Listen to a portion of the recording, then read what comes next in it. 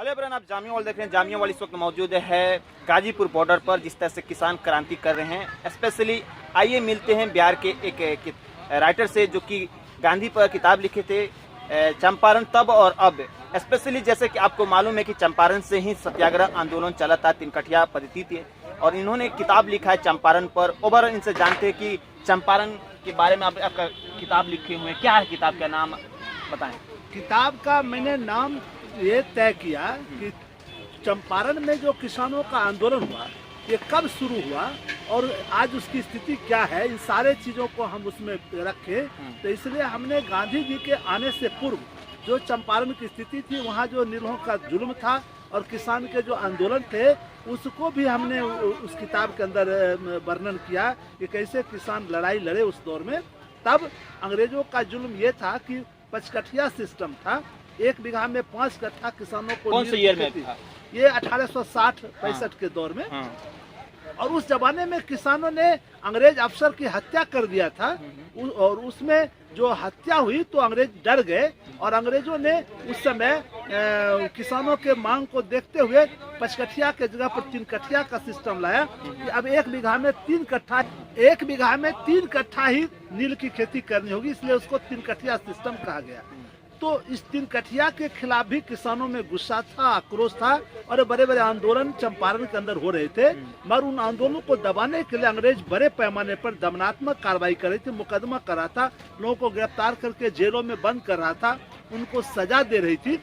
इससे लोगों में व्याकुलता और आक्रोश बढ़ता जा रहा था। उसी क्रम में चंपारण के राजकुमार शुक्ला थे जो किसान आंदोलन कर रहे थे, उनके डेरा पर आलू की खेती थी, और उस आलू का हिस्सा लेने के लिए नीलहा का जो लठाई था वो पहुंचा कि इसके हिस्सेदारी दो। राजकुमार शुक्ला ने कहा कि चूंकि डेरा का जो जमीन है उसमें देने का नीलहा कोठी को देने का हक नहीं है, जो आम खेत है उसमें उसका हिस्सेदारी होता है, इसलिए इसमें हिस्सा नहीं दूंगा। और ये बात जा करके उस लठैत ने वहाँ नील कोठी के जो मालिक थे उनको जा करके कहा कि ये तो आपका अपमान है, आपका हुक्म से हम गए और ये अदल हुक्म ही किया है, आपके हुक्म को नहीं तामील किया है। इसलिए उसके बाद वो आए लठैत को लेकर के और राजकुमार शुक्ला को बुरी तरह से पीटा और गिरफ्तार करके ले गए। इसी पर राजकुमार शुक्ला ने ये प्रण लिया, संकल्प लिया कि जब तक हम नीलहा को नहीं भगाएंगे तब तक हम चंपारण में चैन की सांस नहीं लेंगे। और इसीलिए 1916 में कांग्रेस का जो अधिवेशन था लखनऊ में, उस लखनऊ अधिवेशन में बिहार कांग्रेस के 90 डेलीगेट आए थे, और वो 90 डेलीगेट मिल करके सबसे पहले वो तिलक जी से मिलने गए कि इस कांग्रेस के अधिवेशन में चंपारण में जो नीलहा जो किसानों के साथ जुल्म करता है उस पर कांग्रेस को एक रेजोल्यूशन लाना चाहिए। मगर तिलक जी इस बात के लिए तैयार नहीं हुए। उन्होंने कहा कि इस कांग्रेस के अधिवेशन में राष्ट्र की आज़ादी का मुद्दा है, इसलिए चंपारण के मुद्दा पर हम लोग विचार नहीं करेंगे। तब ये लोग मालवीय जी के पास गए, और मालवीय जी भी कहा कि भाई हम चंपारण को नहीं जानते, इसलिए हम इस मुद्दा को नहीं उठाएंगे। तब ये लोग एक नया जो बैरिस्टर अभी पढ़ करके कांग्रेस में शामिल हुए थे, मोहनदास करमचंद गांधी, उनके पास गए और उनको कहा कि आप इस रेजोल्यूशन को कांग्रेस के अधिवेशन में पेश कीजिए। महात्मा गांधी ने भी कहा कि मैं चंपारण को नहीं जानता हूं, इसलिए मैं इस प्रस्ताव को नहीं रख सकता हूं। तब बिहार का जो डेलीगेशन था, उस डेलीगेशन की ओर से चंपारण के सवाल पर एक रेजोल्यूशन लिया गया, जिस रेजोल्यूशन में कांग्रेस ने अधिवेशन में यह फैसला लिया कि इस पर एक जांच कमेटी बना करके कमीशन भेजा जाएगा, और जांच कमेटी से रिपोर्ट लेकर के तब इस पर कार्रवाई की बात होगी। मगर राजकुमार शुक्ला चैन की सांस नहीं लिए, वो गांधी जी के पीछे पड़ गए, और गांधी जी वहां से जब कानपुर आए तो वो भी कानपुर चले आए। हाँ बस फिर गांधी जी वहां से अहमदाबाद आए तो वो लोग राजकुमार शुक्ला फिर अहमदाबाद उनके पीछे चले आए, और तब जाकर राजकुमार शुक्ला को गांधी जी ने कहा कि ठीक है, हम बाद में तुमको समय देंगे। तो राजकुमार शुक्ला लौट करके चले आए निराश होकर, मगर वो लगातार उनको चिट्ठी लिखते रहे गांधी जी को, और उन्होंने लिखा आखिरी चिट्ठी कि जिस तरह से अहिल्या राम का पैर लगने वो सब बताइए, जब गांधी जी आए हैं, स्पेशली जब बिहार के चंपारण में आए हैं, तो उसके बाद से क्या हिकमत अमली बना, क्या प्लान बना कि किसान आखिर मजबूर हुए, कठिया पद्धति खत्म हुआ?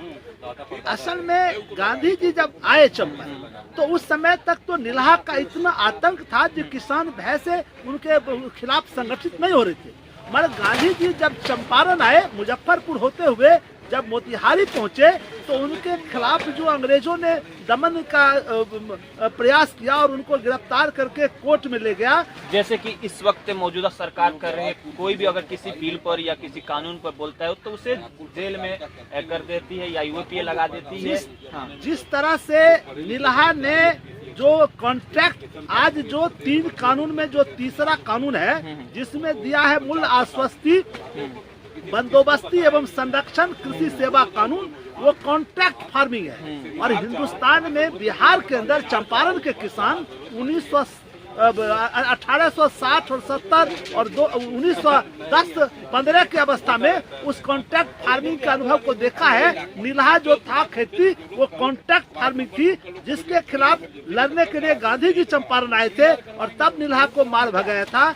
आज मोदी जी फिर से हम किसानों के सीने पर नीलहा का जो नया अवतार है, उसके जो नए अवतार है, ये मोदी, अंबानी, अडानी को किसानों के छाती पर बैठाने के लिए ये 3 कानून लाए हैं। इसलिए जिस तरह से गांधी जी ने सत्याग्रह करके नीलहा को भगाया था, आज ये बॉर्डर पर किसान धरना दे करके उस नीलहा को भगाने, नीलहा रूपी जो मोदी जी सरकार यहाँ कानून लाए हैं, उसको हटाने के खिलाफ किसान आज आंदोलन में खड़े हैं। लेकिन गांधी जी पूरे सत्याग्रह में पहले सत्याग्रह सफल हुआ, लेकिन जिस तरह से सरकार जो सत्याग्रही किसान कर रहे हैं, नॉन वायलेंस के थ्रू अपना प्रोटेस्ट कर रहे हैं, लेकिन सरकार कई तरह की चीज़ों से नवाज रही है, खालिस्तानी कर रही है, मतलब कि अलग अलग बातें से देशद्रोही कर रही है। तो ऐसे सरकार जो कि किसानों को दबाती हो, ऐसे मतलब कि अंग्रेज जो कि 1917 तक बिहार के किसानों को दबाती थी, तो इसके सरकार के खिलाफ कब तक आप लोग लड़ेंगे जो आपको देशद्रोही और खालिस्तानी बताती है? सरकार किसान आंदोलन से डरी हुई है, और न सिर्फ हिंदुस्तान की सरकार, आज ये किसान आंदोलन पूरे दुनिया में एक ऐतिहासिक किसान आंदोलन बन गया। इतना दिन लंबा, 3 महीना से ज्यादा का आंदोलन दुनिया के किसी जन आंदोलन के इतिहास में कोई दूसरा इसका नमूना नहीं है, कहीं दूसरा कोई घटना नहीं है। इसलिए ये जो आज आंदोलन रहे, ये दुनिया का भविष्य तय करने वाला है। इसलिए आज ये लड़ाई दुनिया व्यापी हो गई है। ये लड़ाई दिल्ली बॉर्डर पर भले किसान धरने पर बैठे हुए, मगर ये लड़ाई पूरे देश के पैमाने पर है कि किसान के पक्ष में कौन है और किसान के खिलाफ में कौन है। ये 2 दिशा बन रही है। इसलिए कि आज चाहे वो WTO हो या विश्व बैंक हो या IMF हो, वो भी इस बात को समझ रहे हैं कि अगर भारत में किसान आंदोलन सफल हो गया, किसान के मांग के सामने सरकार झुक गई, तो पूरी दुनिया में जो ग्लोबलाइजेशन के बाद और जो कॉरपोरेट का जो नए जो किसानों को, आम जनता को लूटने का जो षड्यंत्र है, उसके खिलाफ पूरी दुनिया में लोग खड़े होने लगेंगे। इसलिए पूरे दुनिया के कॉरपोरेट जो है वो चाह रहे हैं कि दिल्ली में किसान की लड़ाई की जीत नहीं हो, और वही मोदी के पीछे खड़े हैं। और मोदी उन्हीं के बहकावे में किसानों के जो देश की जनता है उसके साथ, जिसके वोट से जीत कर गद्दी पर गए हैं, आज उसी किसान को देशद्रोही कर रहे हैं, आतंकवादी कर रहे हैं। इसलिए कि ये हिटलरी संस्कार के लोग हैं, हिटलर विचारधारा के ये मानस पुत्र हैं। इसलिए जिस तरह से हिटलर ने वहाँ के जनता का दमन किया था, उसी तरह से ये दमन करना चाहिए। बहुत बहुत शुक्रिया। तो ये थे हमारे साथ जो कि बिहार से हैं, खुद सत्याग्रह भूमि चंपारण पर इन्होंने किताब लिखा, और जिस तरह से बिहार में 1917 में जो कि नील आंदोलन के खिलाफ जो कि अंग्रेज ने कानून लाए थे, जबरदस्ती के 3 कठिया पद्धति के तहत नील खेती कराते थे। और इन्होंने जैसे बताया कि जिस तरह से अंग्रेज कहीं ना कहीं कॉन्ट्रैक्ट फार्मिंग, प्राइवेट किसानी कराने की कोशिश कर रहे थे, लोग कर भी रहे थे मजबूरी में, लेकिन जिस तरह से एक आंदोलन खड़ा हुआ अंग्रेजों के खिलाफ, और उसके बाद से गांधी जी के नेतृत्व में, और उसके बाद अंग्रेजों को मजबूरन 3 कठिया पद्धति खत्म करना पड़ा। और उसी के तहत जैसे इन्होंने कहा कि कहीं ना कहीं सरकार भी कॉन्ट्रैक्ट फार्मिंग लाने चाहती है और लोगों को गुलाम बनाना चाहती है। बहरहाल आप देखते रहिए जामिया वर्ल्ड में, हम तस्लीम, गाजीपुर बॉर्डर से।